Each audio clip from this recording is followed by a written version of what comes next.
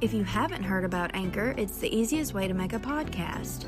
It's free. There's creation tools that allow you to record and edit your podcast right from your phone or computer. Anchor will distribute your podcast for you so it can be heard on Spotify, Apple Podcasts, and many more. You can make money from your podcast as well with no minimum listenership. It's everything you need to make a podcast in one place. Download the free Anchor app or go to anchor.fm to get started. That's ANCHOR.FM. What are you waiting for?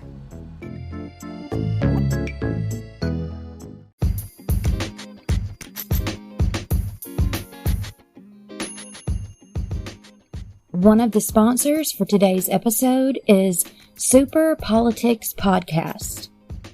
This podcast is a new progressive politics comedy podcast. It's hosted by a public defender and a hip-hop producer. They're breaking down today's major political questions and giving everyone the correct answers to life. The show will tackle taboo subjects from a philosophical and comedic perspective. It often includes original music and sketch comedy. They're informative, entertaining, and thought-provoking.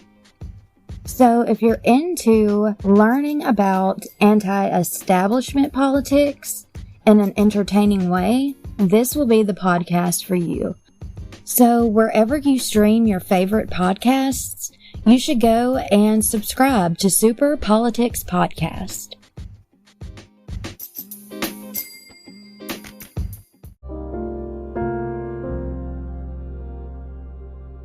Welcome to Reverie True Crime.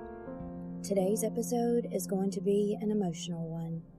I had a conversation with the host of the podcast, True Consequences, Eric Landin. He tells the story of his baby brother, Jacob, who tragically passed away.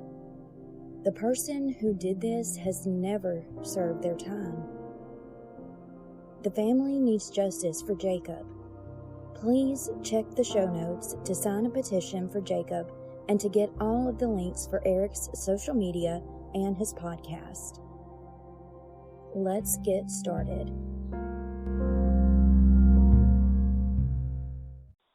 Hey everyone, today I want to welcome a very special guest to the show, a fellow true crime podcaster who I'm also lucky enough to call my friend, Eric Landin of True Consequences. Hey Eric, thank you for joining me today. Thanks for inviting me, and thanks for having me on. Oh, of course. So, how did True Consequences start? It started out of a desire to create an opportunity for people in my state to share their stories about how true crime or how crime in general has affected them. Mm-hmm. And that all came out of really wanting to honor my brother who was a victim of murder and to do something that would make an impact on not only the people in the state, but hopefully eventually on the laws and on what justice means for victims and victims' families in the state. And I've always been obsessed with true crime. I've always been obsessed with a lot of weird stuff. Yes. I like. When I was growing up, I would spend hours in the library reading about ghosts and aliens and crime, murder, just like everything that was weird and bizarre, because it all just fascinated me. And right. So that's always been a passion of mine. And so I figured I could do something, I could create something special, hopefully something different. When I created True Consequences, there weren't a lot of state or region-specific true crime shows out yet. It's starting to become more popular now. But I felt like, there was a gap here in New Mexico, and so I made True Consequences happen. Yeah, I think you're the only person that I know that's doing New Mexico as far as I've seen. So I found another one the other day. Yeah, she started a couple months after me, so it was cool to see that there was somebody else out there doing it too. Yeah. Oh my gosh. Well, can you start by telling me what your childhood was like and kind of before Jacob was born, how you were with your mom and your biological father? Yeah, sure. So I was born in Socorro, New Mexico, which is a small town. I was the second kid. My mom had twins before me, but they both passed away, unfortunately. One passed away from, he was miscarried, and then the other twin had a really weak heart, and so he was stillborn. Oh my So gosh. I was the second kid who was born, and it was just a couple of years after Randy, who was my older brother. And you know, in the beginning, everything was good for me. I remember both of my parents loving me very much and really taking care of me, and then, you know, as I got older, we were moving around a lot. My dad is a Pentecostal evangelist, and he traveled a lot preaching around the country, and so we moved, gosh, I would say we probably moved like 8 times or 9 times in about 2 years from the time from the time I was 3 until I was 5. And it wasn't like just moving to a different apartment. It was, you know, moving to a completely new city every single time. So that was tough. And I remember at one point we were living in, I think it was Galveston, Texas, and I used to pray for a sibling. I just really wanted, I wanted a brother really bad. And so I remember, you know, part of my ritual when I was a kid was I would say nightly prayers every night. And every night I would pray that for the same thing. I would pray that my mom would get pregnant with a little boy and that I would have a brother. And I remember telling my mom that I said, you know, I've been praying, and I think you're gonna get pregnant. I think you're gonna have a boy. And she kind of laughed it off. It wasn't long after that she actually found out she was pregnant. And shortly after that, we found out it was a boy, and I was so happy. I was very excited to be a big brother. You know, I think I was probably 4, maybe almost 5 by then. And I knew that it was going to be great. And around the same time, my parents started to have some problems, you know, in their relationship. The biggest one was that my father would go preaching, you know, all over the place, and he would leave my mom and I alone. And my mom being pregnant and also, you know, having to take care of me, she couldn't really work because there wasn't, you know, she couldn't afford daycare or anything. And so she was stuck at home with me and, you know, with her being pregnant. And my dad was not very good at remembering that he had a family at home that needed to eat. And so things like, you know, sending us money or making sure that we had what we needed didn't seem to really be on his priority, and on his priority list. So my mom in the interview I did with her on my show talked about how every single day we would go for a walk, just so she could get some exercise, and every single day we would pray because we didn't know how we were going to eat. And oh my gosh. And we'd go walk around the block, and then we'd come home, and a neighbor would have left a box of food every single day. It was this elderly woman who lived in the same apartment complex as us.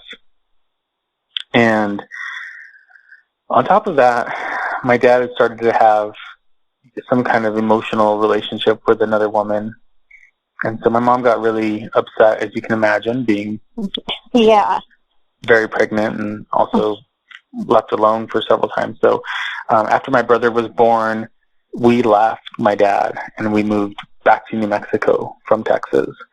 And so then that kind of started a whole other situation, I guess. But yeah, that was my childhood. I mean, it was relatively normal aside from the fact that we were struggling and, you know, my parents were having marital problems. So, how long after they divorced was it, before she met your stepdad? So, the man who would eventually become my stepdad was my dad's best friend. Oh. And my mom had known him her entire life. His dad actually married my parents. He was a preacher as well. And our families were very connected to each other. His sister married my mom's brother. All of the kids in both families knew each other. They grew up together. And all the grandkids, which would be my generation, in both families, we all knew each other. We all grew up together. We all hung out all the time.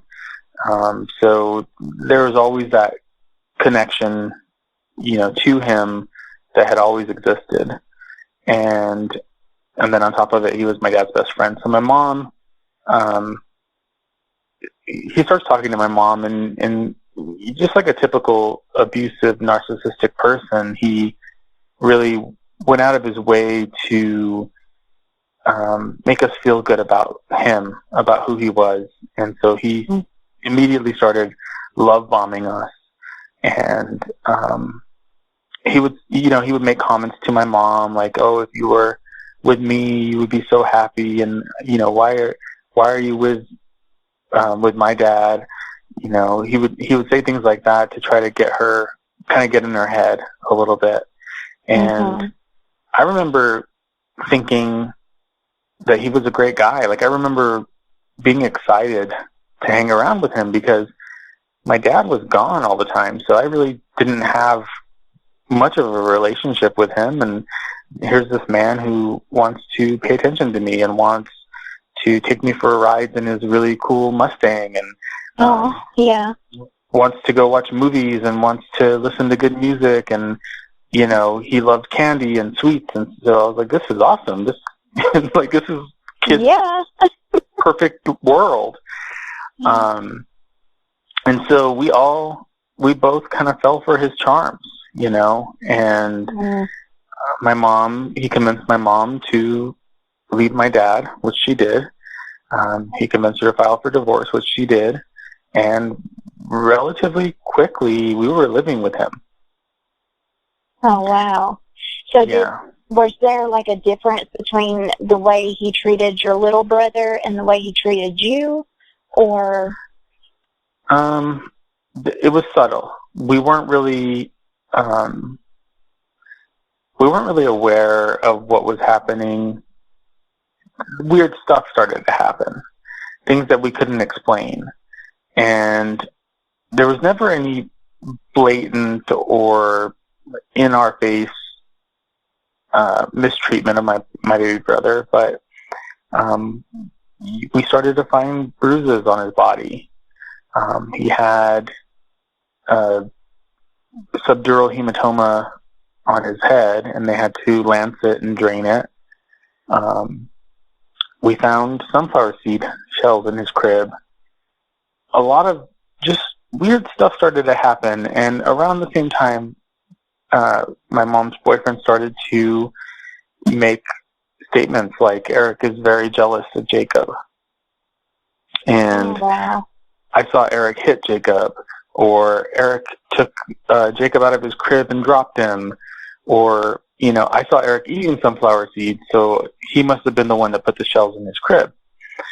And started to really plant those seeds of doubt in my mom's mind that, that I was possibly doing something to harm Jacob. And I wasn't jealous of Jacob. I mean, I was jealous of his name. I think I remember that. I remember feeling like he had a better name than me, and being sad about it. And then my grandmother told me that my name meant princely, and then I was like, oh, okay, well, I'm good with my name then. But I don't remember being jealous of him. I mean, I guess I could have been. I was 5 years old. It's possible that I was jealous of him. I mean, I would think that would be normal for a child that is, you've been an only child and you're used to getting all the attention. And when a baby comes in, that's any child, I think, when the baby starts getting all the attention, that just, I think little kids I think that's normal. Yeah. I just, I have such vivid memory of my childhood, and that's not something that stands out in my mind as something that happened. I definitely don't remember ever hurting him. I don't remember any of the things that I was blamed for doing. But that's not to say that it's possible, I guess. But when I talked about it with a couple of experts, I was told that there's no way, because I was accused of kicking my brother in the head. Oh, wow. And so, but I was told that there was no way that a 6-year-old kicking him in the head would have caused a subdural hematoma and would have caused him to require surgery to drain it. That there wouldn't have been enough force because a 6-year-old just doesn't have enough strength to do something like that. That is very true. And I know when I was looking over your case file, that some of the statements were saying, oh, he was jealous, or, Eric did this, and it was kind of like, as a child, did that change how you felt about anybody? Did you know they were, you knew your stepdad was kind of blaming you for those things. Did it change the way you felt about him when he was doing that? I've always been the type of personality that wants to make people happy. Mm-hmm. That's always been in my nature. And so I felt like I had to do what they wanted me to do and say what they wanted me to say so that I could keep everybody happy. And he, when I was questioned, this is a little bit further ahead than where we are, but when I was questioned, he said things like, don't lie, don't lie. It's wrong to lie. I'm convinced that was his way of trying to get me to tell the story the way he wanted me to tell it. Because that type of behavior and that kind of manipulation was something that he later would show was his, MO. That's how he handled and controlled people in his life. Yeah. Well, I know that also in the case file that it said Jacob usually stayed with your mom's mom, your grandmother, when she was working. And what happened that day? So my mom, before that happened, my mom sent me to be with my dad in California.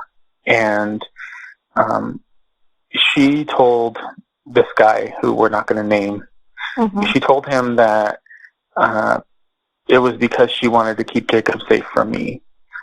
But in her mind, it was more of trying to keep me safe from him, because she was starting to suspect that he was doing things to hurt Jacob. And there's a few reasons why she had those suspicions. The first reason was Jacob's reaction to him started to change. Jacob was a very happy kid. He was always laughing. He was always joking. He was very mischievous.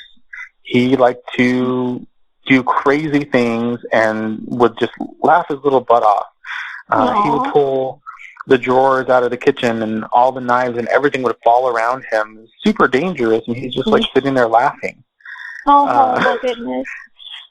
He was a crazy kid. He had a big personality. He was so happy and so full of life. And so at some point, every time he would get around my mom's boyfriend, he would start to have what I would consider a panic attack. He would start screaming, crying, shaking. He would claw at my mom. He would cling to her shirt, and he would just be unconsolably upset.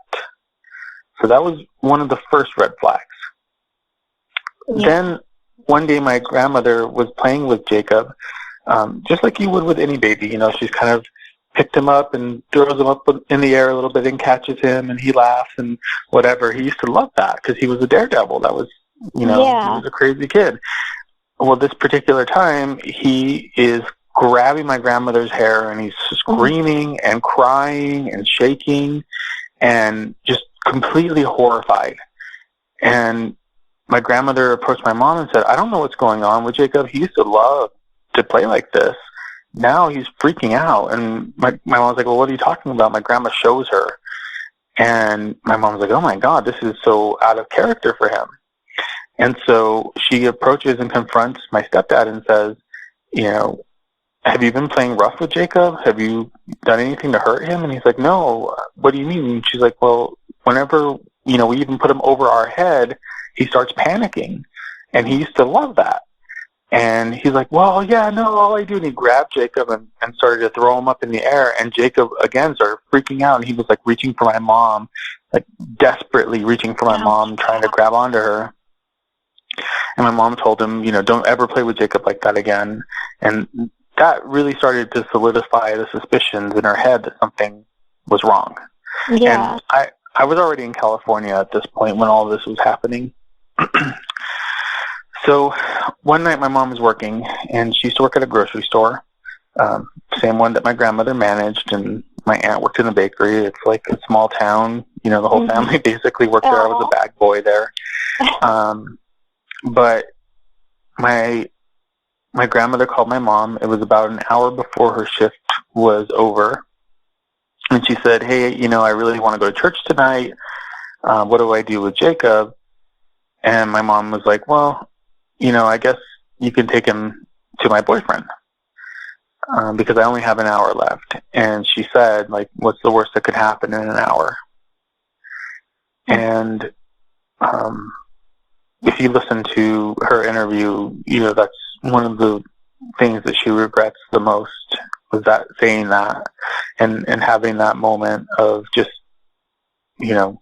sending my brother off to him, because I don't think that he was with him for even half an hour before he comes running into my mom's work, panicking as the ambulance drives by with the sirens and says that Jacob is unconscious and on the way to the hospital. Oh, wow. Well, she can't blame herself for that because she didn't know. You can never think that something like that would, is going to happen to you. Yeah, I think it's hard to not have guilt about this for everybody.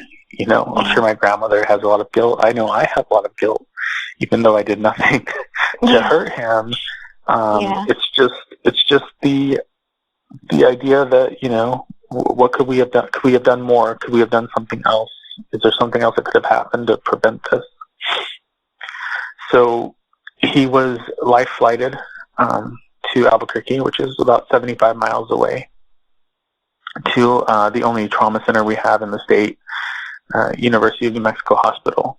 And I was in California with my dad, and I remember being woken up at like 4 a.m. by my father. And he was very upset. He was crying, and his eyes were red, and he looked very flustered. And he said, Eric, we have to go. I need you to help me get your clothes together because we have to go get on an airplane and go back to New Mexico. And I asked him, I said, what's going on? And he said, your brother's in the hospital, and they don't think he's going to make it. And we didn't know that he was dead yet. So we flew back to New Mexico on the first flight in the morning, and we were greeted at the airport by the state police. And we were taken into an interview immediately. And they separated my dad and I. And I remember before I went into the interview room, I saw my mom standing there. And I'll never forget the pain that I saw in her eyes. It's one of the hardest things that I've ever experienced. And I didn't quite understand what was happening. But the state police started basically interrogating me. Oh my gosh. And asking me if I hurt my brother and if I was jealous of my brother, and if I wanted my brother to be harmed, and all of this stuff. And this, prior to this is when he was telling me not to lie prior to us going into this interview room. And, when they asked me, it talks about me getting agitated and uncomfortable, that it was very obvious. And, I told them I didn't hurt my brother. Yeah. I love my brother. I would never hurt him. That's all you wanted was a baby brother for so long, so that doesn't even make sense. Yeah. And also I was in California, so... Exactly. It's just... Yeah, I don't know. Part of it was because he was so insistent to them that it was me, that I was the one that was harming him. And once we were kind of done with the interviews, my dad was interviewed, my grandmother, everybody, the whole family, basically. Once that was over, I remember leaving and going back to my grandmother's house, and my mom's boyfriend wasn't there. I think she told him to go away and leave her alone. And then we had the funeral, and all that started to kind of happen. That was tough. It was kind of a defining moment in my life. Saying goodbye to my brother. And you're still honestly just a baby too. I mean, yeah. So what does he say happened that day? Which time? Yeah. I guess all of the time. I guess you can tell, how his story changed and... Sure. So, in the documents, it's, there's a few accounts of his behavior the night that Jacob died. The doctor who was working on Jacob and who brought him into surgery had a conversation with him to try to figure out what was happening, because he was very suspicious that this was a child abuse case. It was just obvious. And my stepfather kept saying, this doesn't look good for me. This isn't going to look good for me. They're going to think I did it. I can't believe how this makes me look. And the doctor commented in his report that he seemed to be more concerned about himself than he was about the fact that my baby brother was in surgery in a trauma center. He didn't once ask if my brother was okay or if he was going to make it. He didn't once say anything that you would expect somebody who allegedly loves a child to do. He wasn't reacting the way that a parent or a step-parent would react in that situation. He was more concerned with what everyone thought of him. And the doctor immediately said, this is a red flag for me, because it seems like he is guilty because of the way he's acting. Yeah. So the doctor asked him, what happened? He said that Jacob was being fussy, and that he was going to put him down to go to sleep, but he was dubbing some cassettes. He had this really expensive stereo that he was very proud of, and so he said that he placed Jacob on the couch for a couple of seconds while he turned over the cassettes to start dubbing the other side, and within that short amount of time, Jacob had fallen off the couch, and he suspected that Jacob hit his head on the coffee table. And he said that Jacob immediately was unconscious and was vomiting and choking on his vomit. And so the doctor said, basically that's not what happened. There's no way that could have happened. That's not what caused his injury. Wow. So then he kind of clammed up a little bit. When the police interviewed him, he said he told that story. He told a story about, I was playing with him. I was throwing him in the air, and then I couldn't catch him, and his head must have hit the arm of the chair. When they didn't accept that, because the official, I don't know if it's diagnosis is the right word, but the official statement from the medical investigator was blunt force trauma.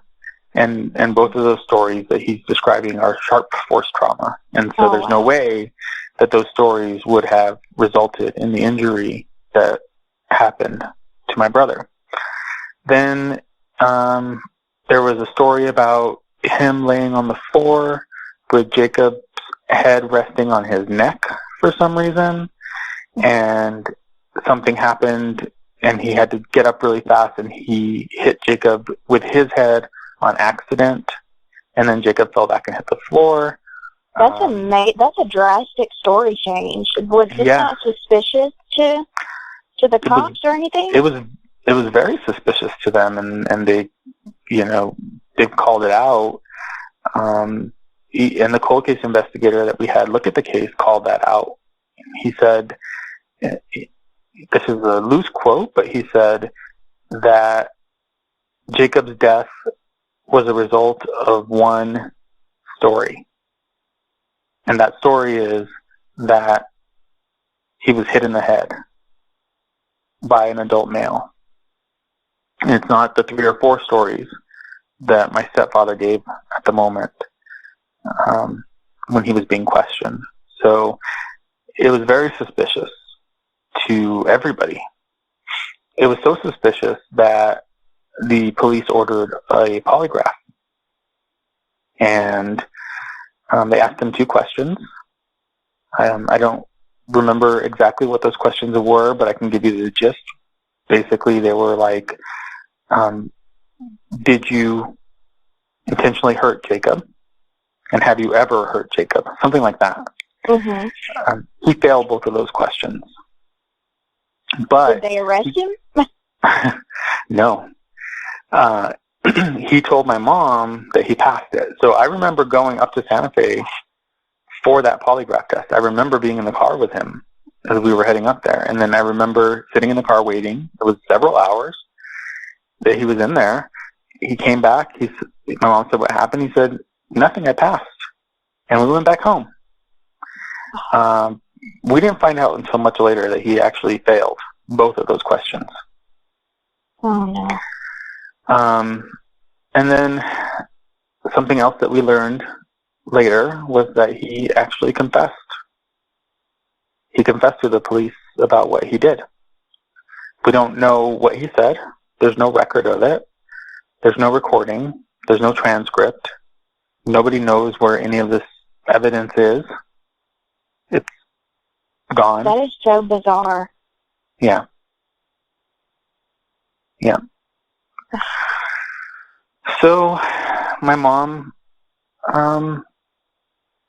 believed him. She believed that he passed the lie detector test, and she trusted him. And she stayed with him. And things got worse. Things got a lot worse for us. What kind of things? What in what area did they get worse? If you can talk about that. In every possible way. It was like a switch had flipped in his mind, and he became a completely different person. He became a monster. And we lived our lives in fear, in terror. He would lash out with no provocation. We'd be sitting in the living room watching television. He would say something. I would look over at him. He would accuse me of giving him dirty looks. He would start screaming at my mom, and then quickly that would escalate into him beating the shit out of my mom. Oh, no. And it was violent, and it was horrifying, and it happened all the time. Anything could set him off. We never knew when he was going to lose it, but we knew that it was coming. And so we were always basically walking on eggshells to try to keep him from losing it, even though it had nothing to do with us or what we did. Right. It was all about him. And he was never physically violent with me, but he would lock me away. My mom would go to work, and I would be locked in my room all day long. I had a TV, and I had a refrigerator, and I had a Nintendo, so I could keep myself entertained. I had a bunch of books and stuff like that, toys, but I wasn't allowed to leave my room.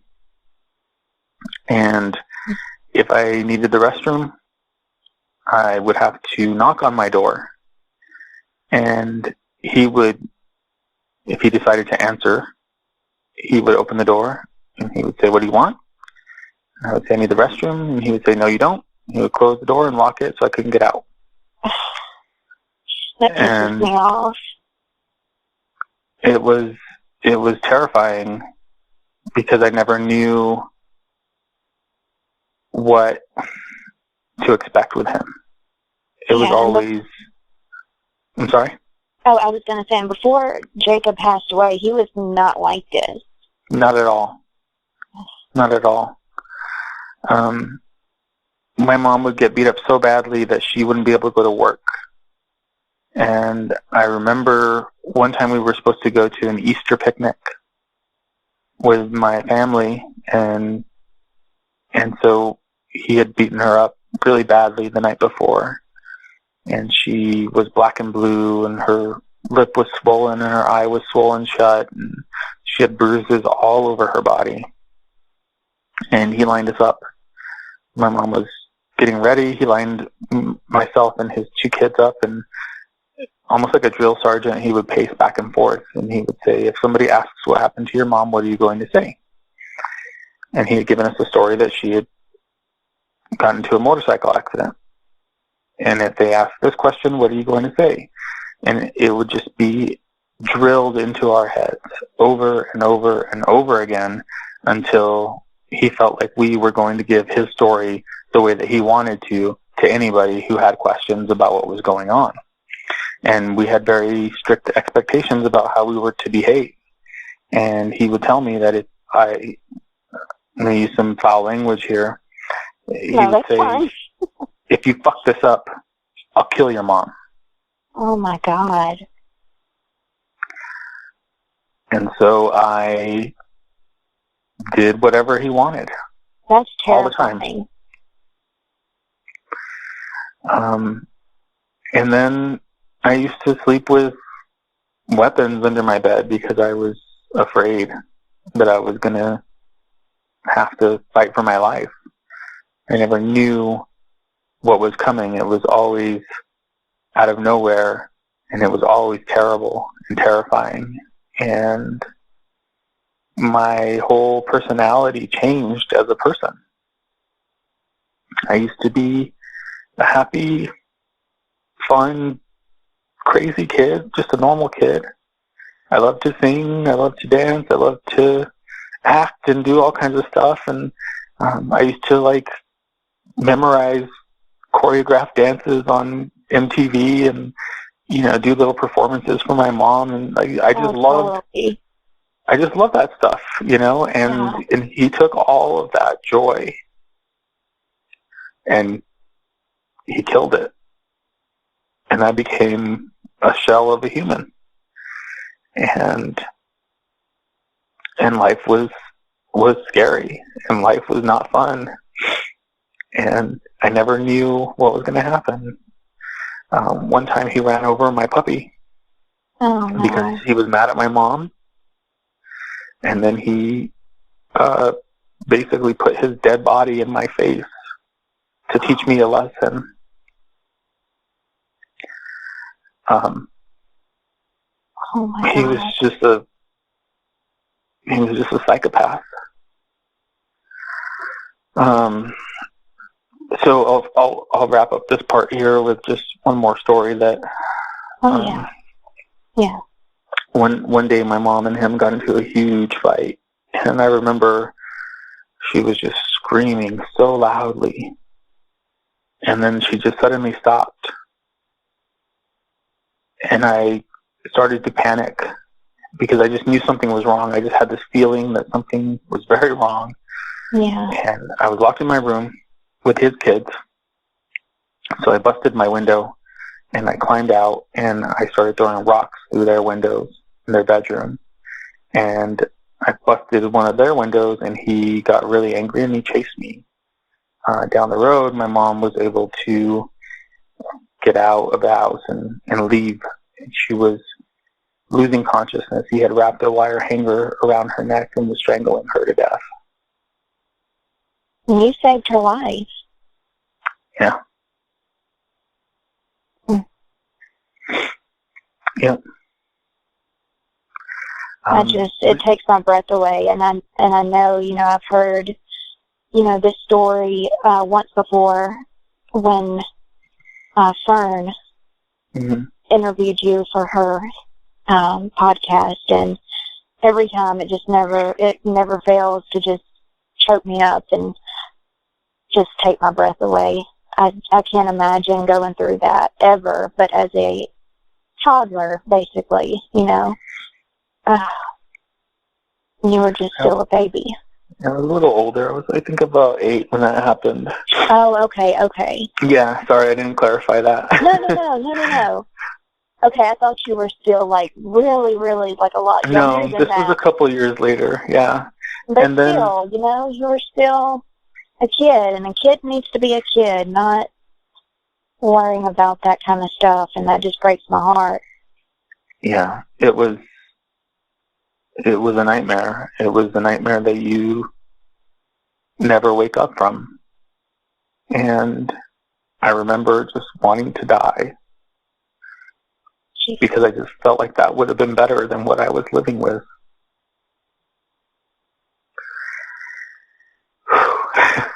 Oh my gosh, are you okay? I know. Yeah, I'm okay. I just don't think that it, ever gets easier to talk about, and I'm just super emotional anyway as a person. So. Oh, me too. I totally relate. But so, I could never understand that kind of pain that you have. That's for sure, and it just makes me so sad. Did you and your mom ever talk about this? Through the years of you growing up, and did y'all ever talk about this time in both of your lives and what happened? Yeah. Yeah, we have a very close relationship. We've seen horrible things together. We've survived horrible things together. And so that has created a very strong bond. I think we would have had a strong bond anyway, but that really solidified our relationship. And we both just look out for each other still to this day because, it's hard to explain what it's like. I've never been to war, but I imagine it's like going to war with somebody and coming back. And after seeing all of that devastation, it's probably not as intense as war, but it was pretty intense. I would say that's a very good comparison, honestly. Yeah. So he would regularly tell my mom and me the only way that we were going to leave him was in body bags. And he would make sure that nobody would ever know what happened to us. And we believed him. So I think I was about 10 or 11. He sexually abused me. And he started grooming my 13-year-old cousin. He would call her at my grandmother's house and hit on her is not the right word, but that's essentially what he was doing. Right. He was trying to convince her to come over so he could abuse her. And for me, like, he told me if I ever said anything to anybody that he would kill my mom and he would kill me, and I had every reason to believe him. I was very afraid of him. So I never said anything to anybody. And my cousin, who really doesn't give a shit about what anybody thinks about anything ever,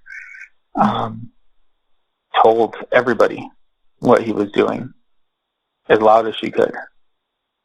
Wow. And it takes guts. And if it wasn't for her, I don't know that we would still be alive, because that was the fire that my mom needed to break out of that situation. And she did. As soon as she found that out, she was done. And she reported him to the police. And I didn't tell her, even after we left, what had happened, because I was still afraid. He was stalking us. Every day he would come to our house, and he would follow us through town. He would drive by while I was waiting for the school bus. He would come to my window at night and tell me that he was going to kill me. Oh my gosh.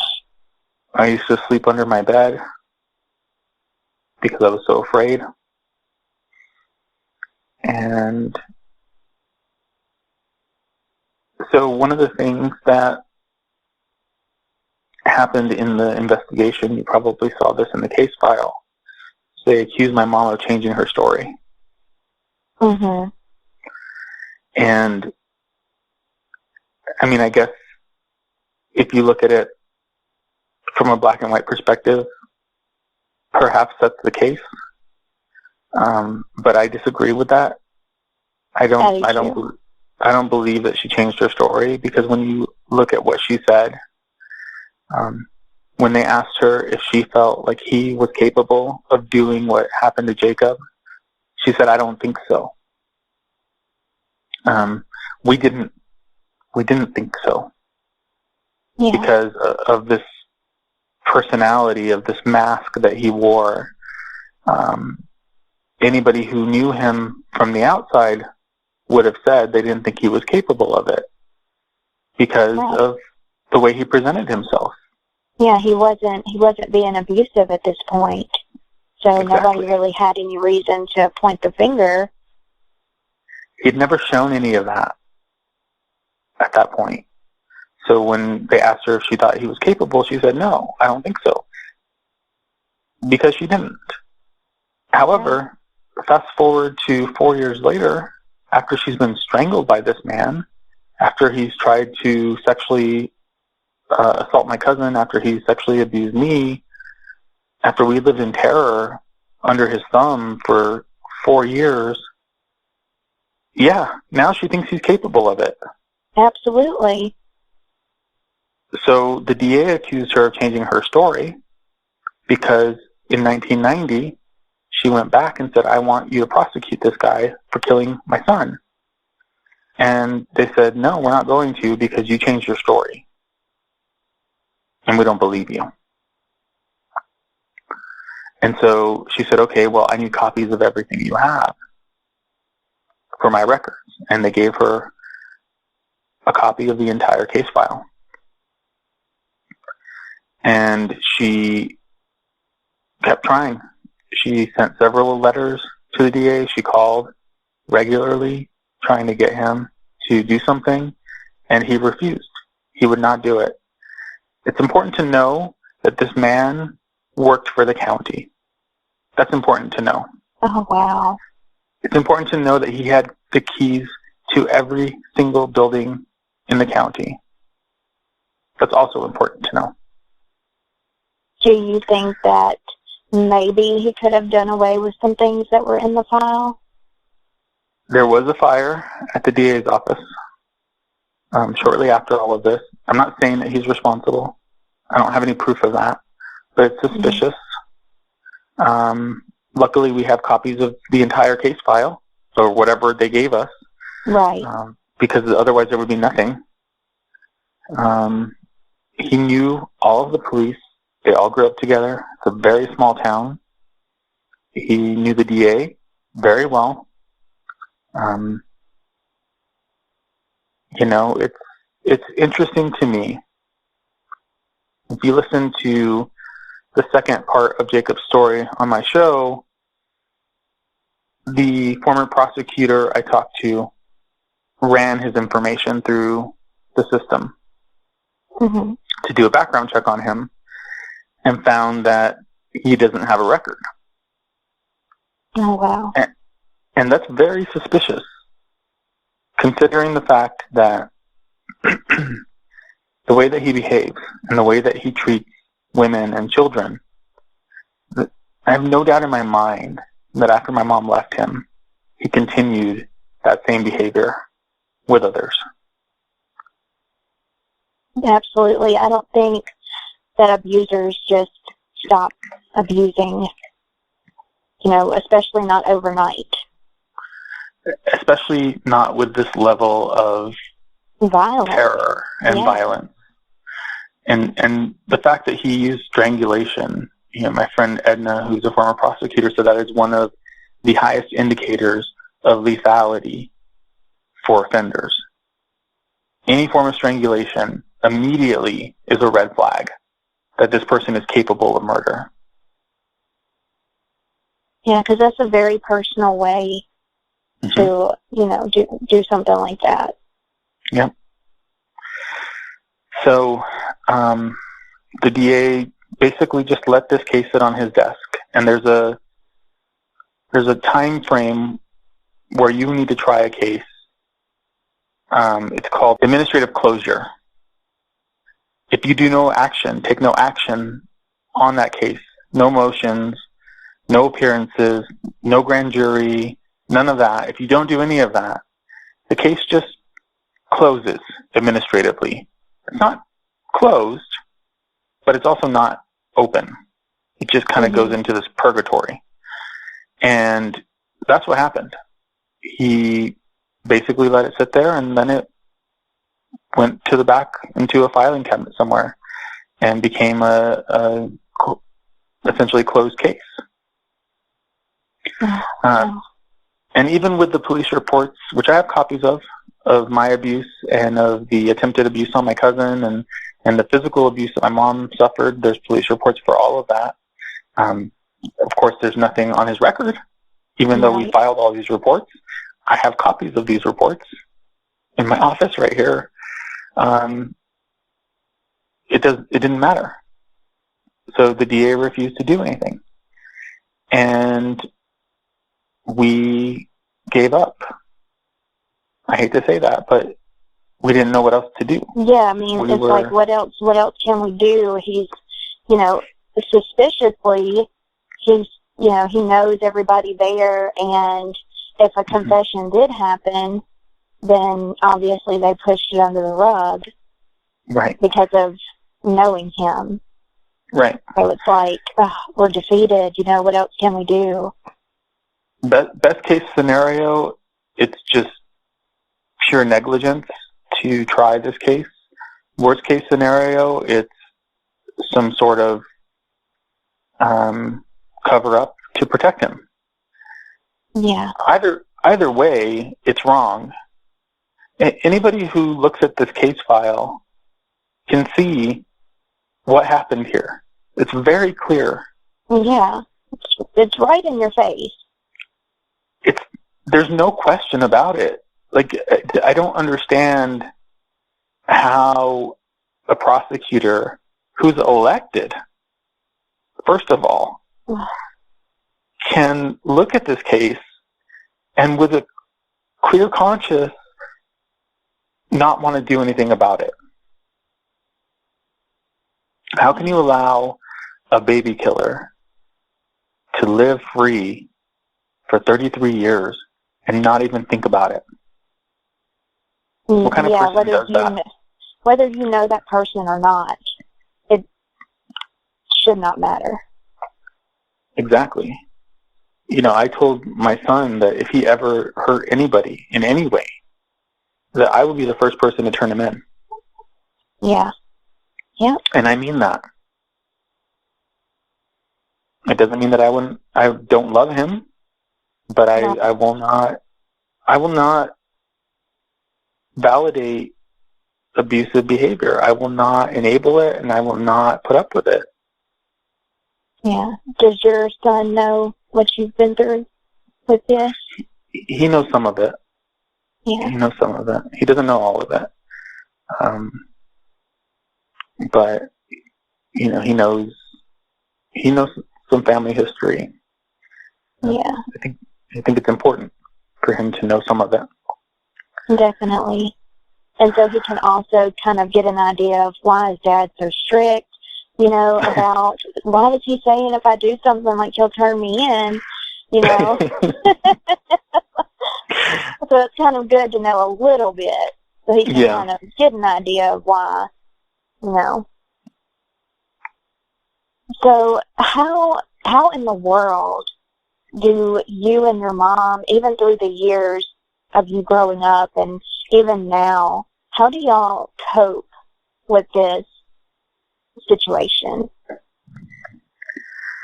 It's still painful. I don't know if it's ever going to not be painful for us. I think for me, starting my show and not only giving Jacob a voice, but giving anybody who needs to share a story a voice has helped a lot. It's helped me feel less powerless in this situation. Yeah. Creating this platform for people who need justice, it's the most fulfilling thing I've ever done, and that pushes me to be better and to do better and to continue fighting for Jacob, because I watch these people who have everything taken away from them, and they continue to fight, and it's so inspiring to see that. You know, I see people like Sarah Turney, who continuously fights for her sister in the face of, like, completely being ignored by the authorities. And that inspires me. And so for me, taking action is my way of coping. That's how I heal. That's how I handle this. That's how I can live my life. My mom... Oh, go ahead. I'm sorry. I was just going to say, my mom, you know, it's hard for her. She struggles. You know, life is hard. Life has not been easy for my mom. But she continues. She's a fighter. And she also, I think, is motivated by the pursuit of justice. Yeah. I mean, I've talked to, you know, so many moms that have gone through something to this level where their children are taken from them, and they have to be some of the strongest women I've ever talked to. I just have no idea how they do it, but sometimes they're like, well, I don't really have a choice, you know, I have other children, and they'll say, you know, the injustice all of these people around them are going through that they've met online and kind of got this relationship with, the way that they're being treated the same way.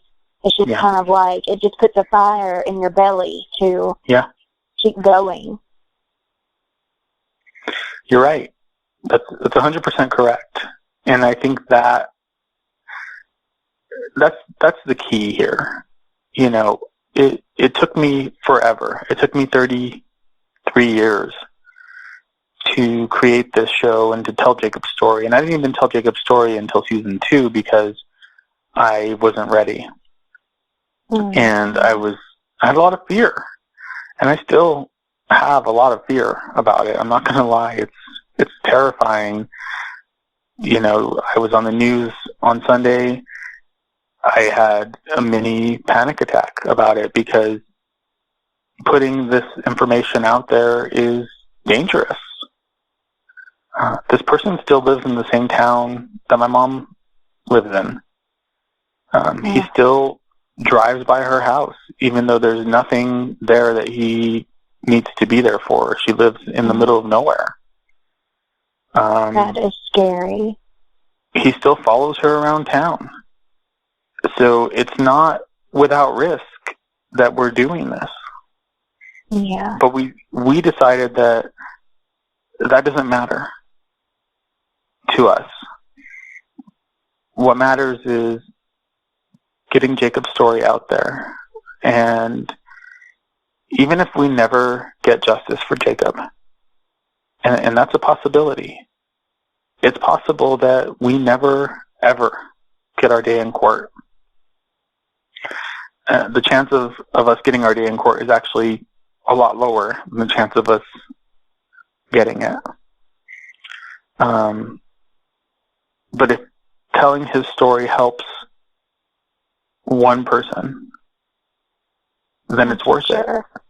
I'm so sure, because people do think they're alone and things like this, and to hear your story, it's going to make and has made a bigger impact than you probably realize. There's so much shame in being a survivor of this.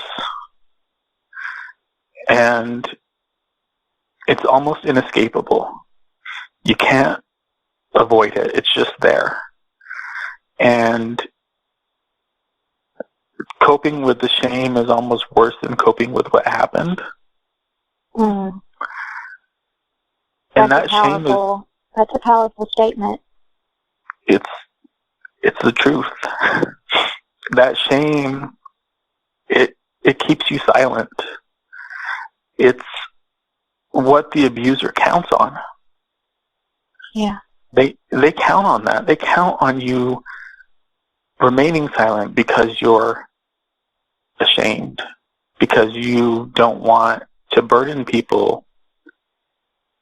I don't want to burden people. When I tell this story, people react in such a strong way, and I know they're not trying to, be insensitive or anything, but it hurts a little bit. Yeah. Because it's like, this is my life that we're talking about here. We're not talking about a movie. Yeah. We're talking about my life. We're talking about my mom's life. And the horror. And I know it's not their fault. Like, it is horrifying. And so all of that. I think it's hard for some people to wrap their mind around, oh, this really happens in real life too. Like, it does seem like a terrifying movie. Yeah. And it's hard for some people to wrap their minds around, okay, this really happens in people's real lives too. And it happens a lot. It happens a lot more than anybody knows, because people like me and people like my mom don't want to talk about it. Yeah. And that's not bad or good or anything. It just is what it is. That's just the reality of going through something like this. You don't want to, first of all, freak people out, which it does, and then you don't want to have to relive it over and over again. But, I've decided that I'm going to. I have to. It's sad because it's so necessary for you to do that. And I know it's just so painful to relive it all the time. And just the sad reality is to keep the story alive and to keep, when you have to legally, go to somebody and tell it the same way over and over.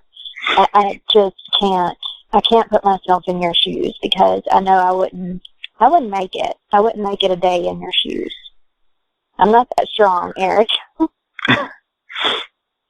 Well, I don't know if I'm strong or what. I know what's right, and I know what's wrong. And what happened to my brother was wrong. And what happened to my mom was wrong. What happened to me was wrong. And the lack of justice, he should have to be accountable for what he did. And It's there's just no simple. doubt about it. It's simple, but it's not, because we have this massive system to navigate. Yeah, it's out there in black and white, basically, for everybody that has common sense to figure this out. Yeah. And when you're being ignored or shrugged off by people, in power, and they're supposed to serve and protect you and help you, and they're not doing that. Mm-hmm. And Yeah. I guess that brings me to the question of what has his passing taught you, not only personally, but about our so-called justice system. Wow. So much that we probably would be here all day if I talked about it. Yeah, I bet. As much as I want to, but I'll try to keep it brief.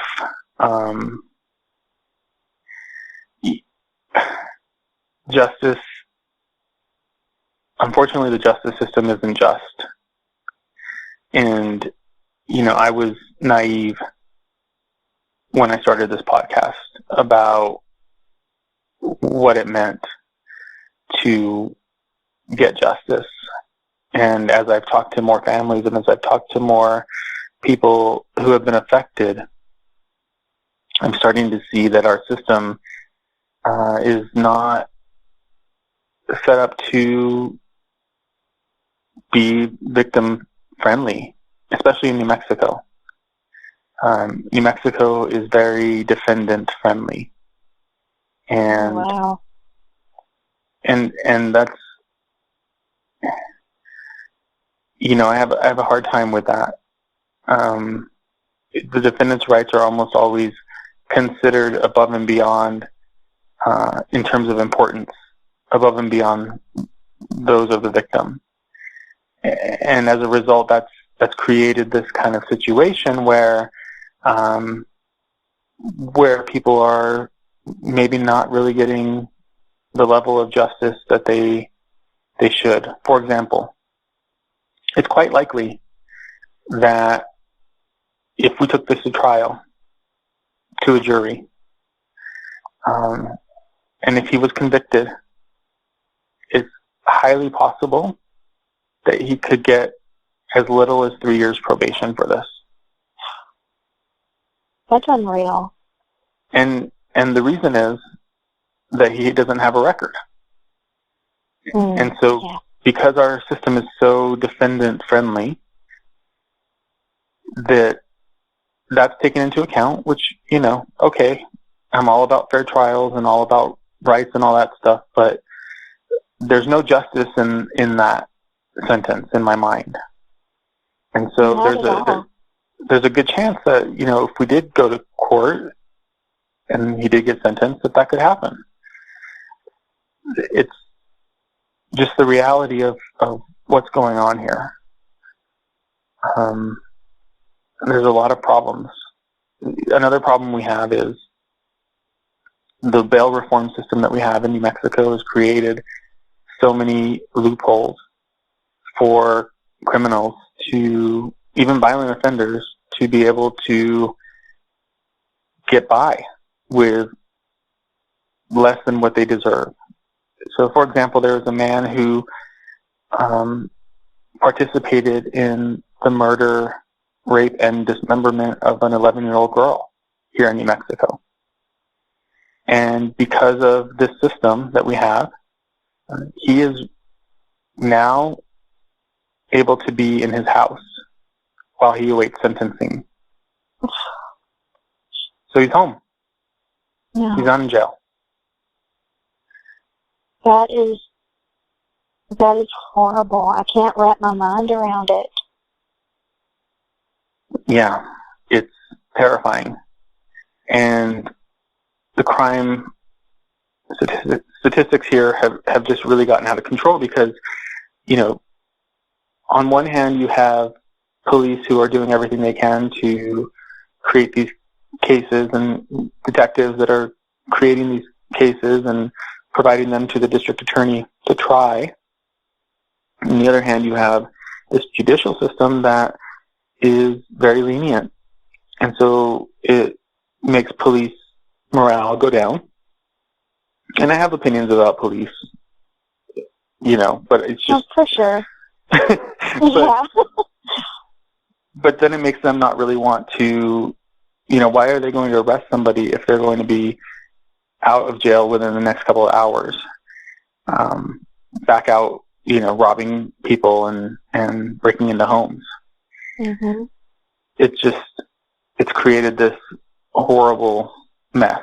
So I've become disillusioned with the justice system. But I have hope. And I have hope in the fact that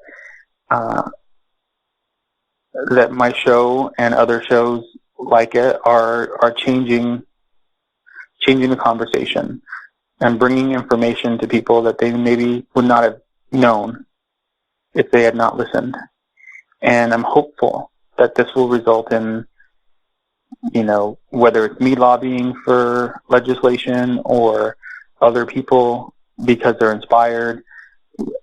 That's the route I want to go. I want to make change. And even if I never get justice for my brother, I want to see things change here.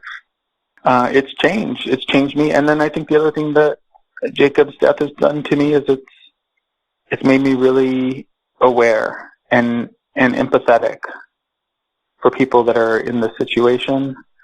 I feel for them on a level that I probably wouldn't if I hadn't been through what I've been through. Yeah. Unfortunately, that's just really hard to really digest it all, and it's just so heartbreaking. Yeah. But I do have hope, and I do believe that one day there's definitely going to be justice for him. And when that happens, what would you want to happen to the person that did this if you had your say about it?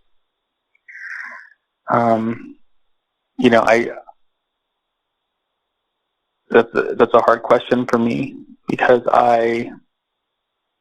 part of me wants to say, like, keep him in prison for the rest of his life and let him be tortured and, all that stuff that goes through your mind. But me as a person, like, I'm not that person. I'm not a violent person. I'm not a person who wants harm to come to anybody. But I would say that at the very least, I would want to be able to face him in court, and I would want him to feel the pressure of knowing that he didn't get away with this, that he is not as free as he thinks he is. And so whether that's prison for the rest of his life, or even if they only give him a few years or whatever, he needs to serve some time for what he did. You can't tell me, you can't convince me that a baby killer and a wife beater and a child sexual abuser does not deserve to be in prison. No one's going to ever convince me of that. No. He should not be able to do this to anybody ever again. And that should have happened immediately. Definitely. And now that they've dropped the ball, they're leaving the door open for something like this to happen again. And it's terrifying that number one, he didn't get arrested on the spot, Mm-hmm. but number two, you've let this person back out into the world to basically think that, oh, I can get away with whatever I want. Yep. The negligence, whether it was intentional or not, it's put people at risk. It's put children at risk. It's put women at risk. And he's had 33 years to continue this behavior and to continue to victimize people. And I don't know if we'll ever know exactly how much harm he caused and how much harm their unwillingness to act caused to others. That's right. Because other people, they're going to be just as scared to come forward about their story. Yeah.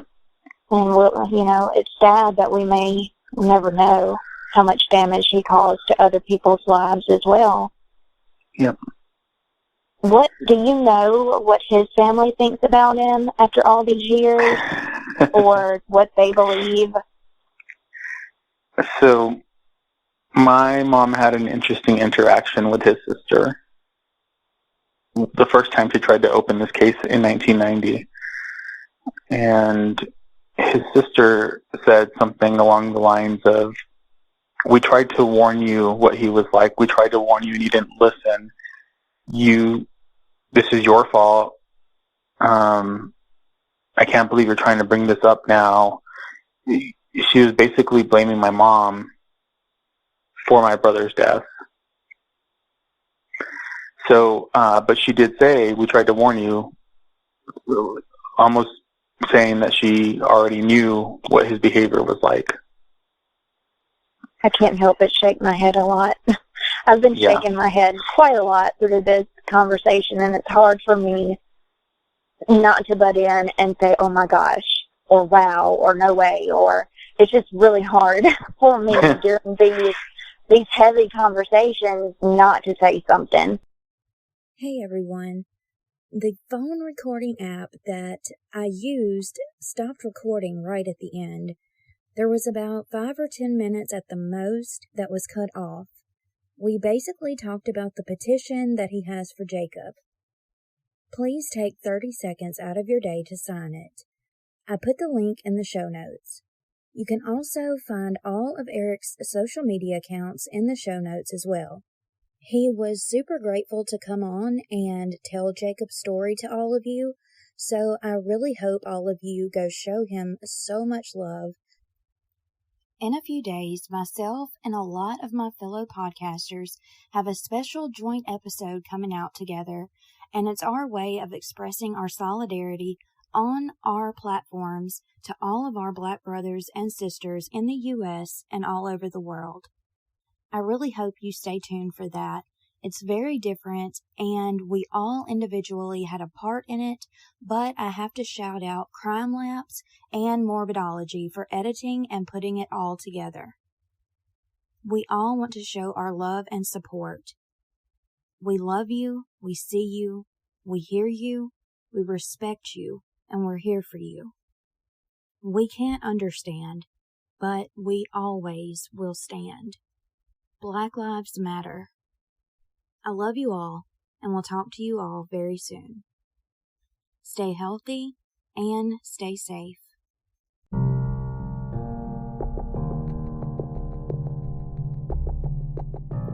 Please stay safe, stay aware of your surroundings, and don't become a subject on my podcast because I love you.